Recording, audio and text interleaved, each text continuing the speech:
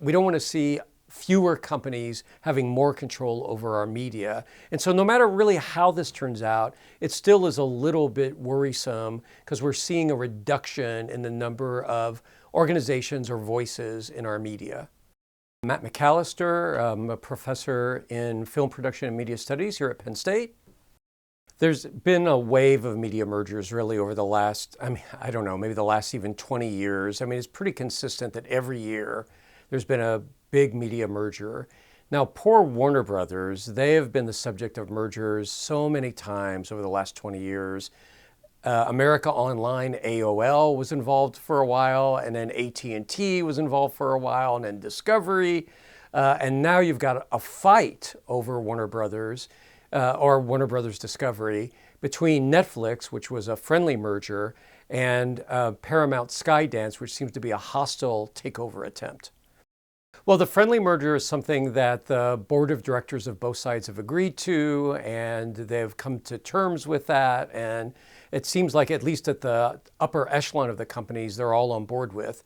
A hostile takeover is when a company that they didn't plan on is coming in and trying to buy up a bunch of stock to gain majority control and then, do with the company what they want. There's really two elements that a company like Warner Discovery can bring to the table. And it's the same way with Disney, and it would be the same way with Comcast or Paramount, is they really own two kinds of assets. And one kind of asset is a media outlet. And it might be a streaming service, or it might be a broadcast network, or it might be a cable company or cable networks.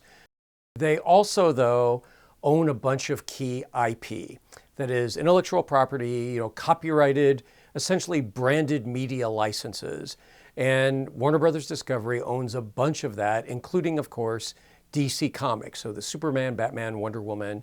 And that both of those things, the media outlet and the media IP, are seen as super valuable. You can mine them forever. You can create kind of cooperative, synergistic relationships with them where you can move the IP through the outlets that you own. Paramount already has a lot of that.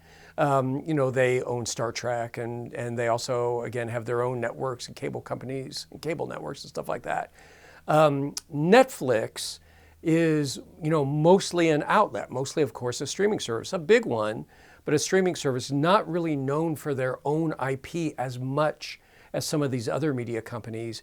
And so what the Warner Discovery deal would bring would be pairing the Netflix outlet with the Warner Brothers Discovery intellectual property, all those characters and formats and franchises that they would be looking to maximize.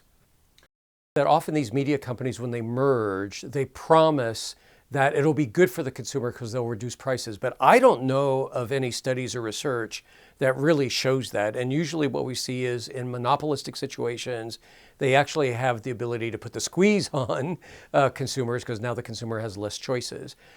What workers worry about is that almost inevitably, when there's a big merger like this, the workforce is reduced. It's a way to cut costs. It's a way to increase cost efficiency for these organizations and maybe boost up the stock value.